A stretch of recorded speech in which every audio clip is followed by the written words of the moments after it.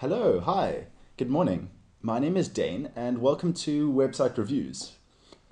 Today I'm going to be reviewing the Muizenberg.info website. Before I get started, let me just let you know that this is my first ever review of a website and just generally first ever video review. So if I completely stuff it up, please don't mind that, and hopefully all future reviews will be much better.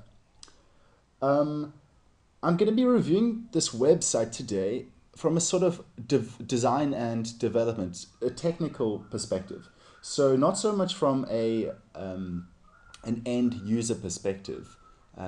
It's more about this is more for the website designers and website developers, and anyone interested in high quality websites and how they are built.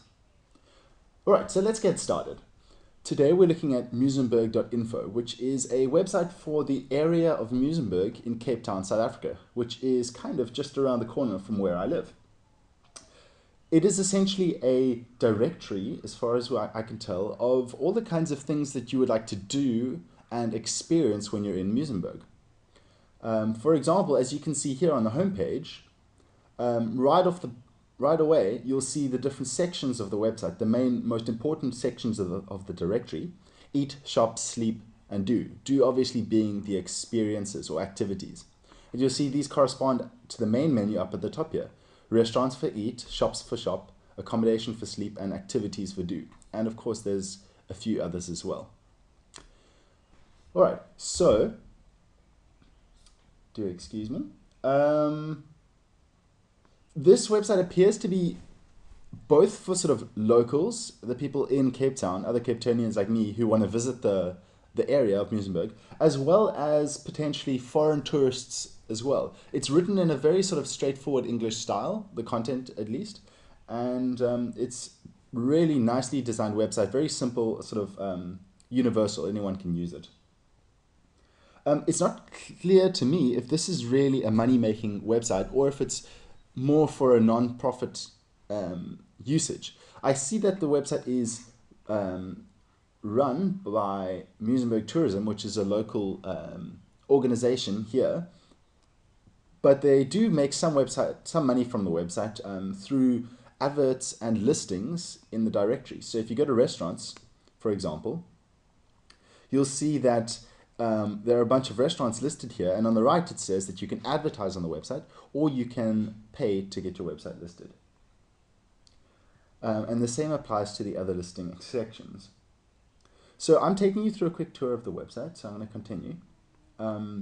Of course, we're on the restaurants page. If I go to shops, you'll see that there are a bunch of shops designed. And if you click on any one of these listings, if I click on Lifestyle Surf Shop, for example, you'll see a full detailed page about the shop. You'll see a nice big picture, some description information, some contact information, and the address of it. And also, if you'd like to share this particular listing on the social media platforms, Facebook, Twitter, Google+.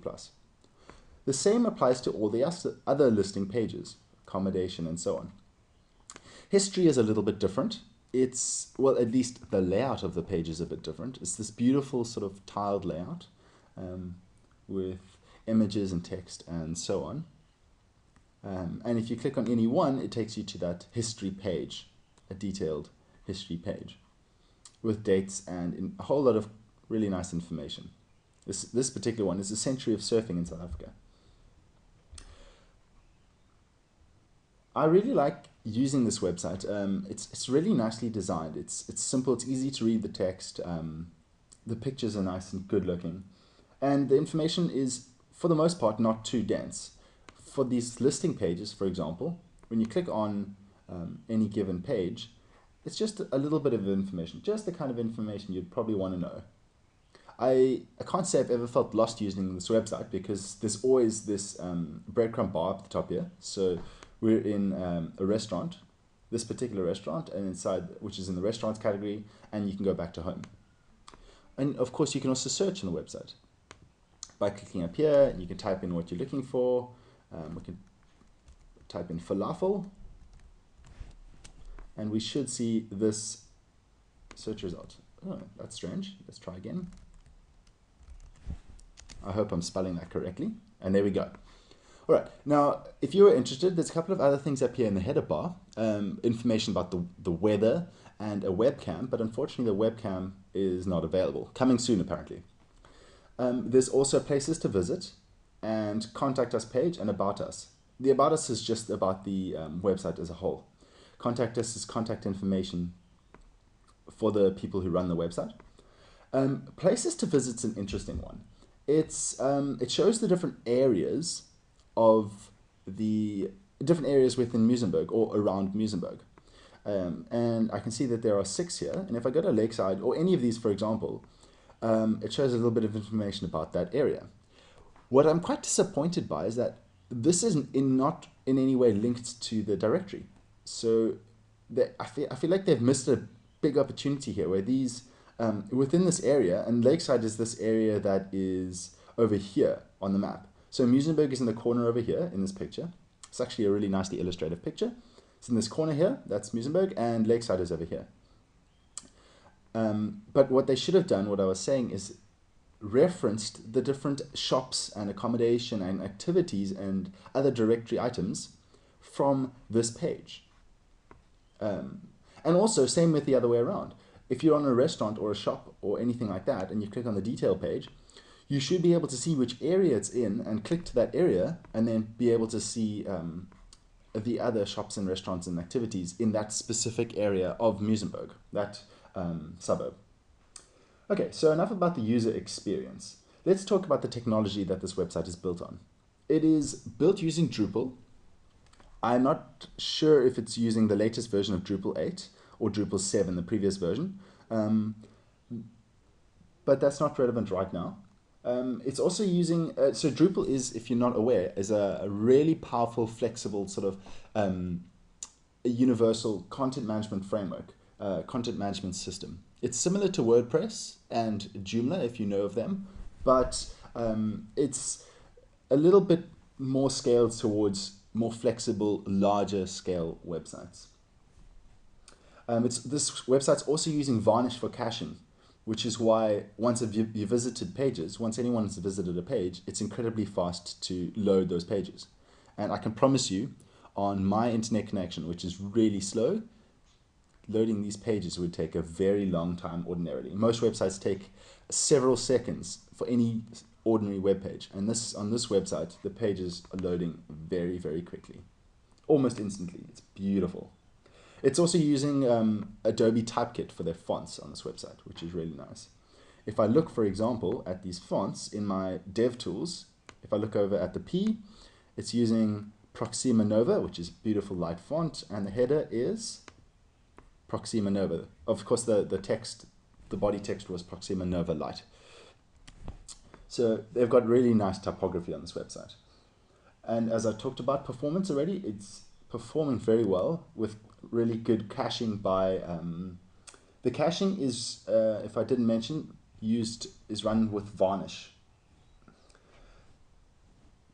One of the other things that contributes to having really nice speed and performance on this website is a lack of animations. There's very little that actually animates in this entire website. Some things like these, there are some subtle animations like these little arrows. When I hover over them, they kind of move around, they rotate a bit, and this little webcam icon also rotates, but that's about it. So there's no real JavaScript or old school, Flash type interactivity that could slow down the website. Good job to the developers. On the security front, there's not much for me to report other than to say that the website is not using HTTPS. If I leave full screen, you'll see that this is the website Muizenberg.info, and the connection is not secure. All right, we're nearing the end of the review now. The last couple of things. I've already talked about opportunities that this website, downsides of this website, opportunities that the website missed, which was linking, I think one of the big ones is linking the areas within Muizenberg and around Muizenberg to the directories and linking from the directories to that area. And another opportunity I think they've kind of missed with the website is that there's very little video content. So there's nothing, videos are really engaging and fun. It's something that anyone wants to look at, and they're a video can replace a whole lot of text words. And unfortunately, there aren't any videos that I've found on this entire website, which would be really cool if they did have them. Okay, so final impression. I'm pretty much done now, wrapping up. I really like this website. It is beautifully designed, a really nice color scheme. It's easy to use. The text is large and easy to read. And the performance is fantastic. It's phenomenal. Here's a bit of interactivity that I didn't go through earlier. This little interactive map that you can click on the different activities and sections in the directory, and it shows you exactly where they are. I'm not sure if this shows all of them, because at the moment it's only showing one shop, and as we saw earlier, there are several shops. So perhaps this map is not quite the most up-to-date. And at the bottom here, which I didn't go through earlier, is the footer, and you can see quick links, which is basically the same as the header bar up at the top, some more information, which is these 3 links up here, and the company that made this website, Amazing Labs. Very cool development agency. And that's pretty much it. I hope you enjoyed this video review of Muizenberg.info, and subscribe, and I look forward to doing more reviews, and I'll chat to you guys later. Cheers.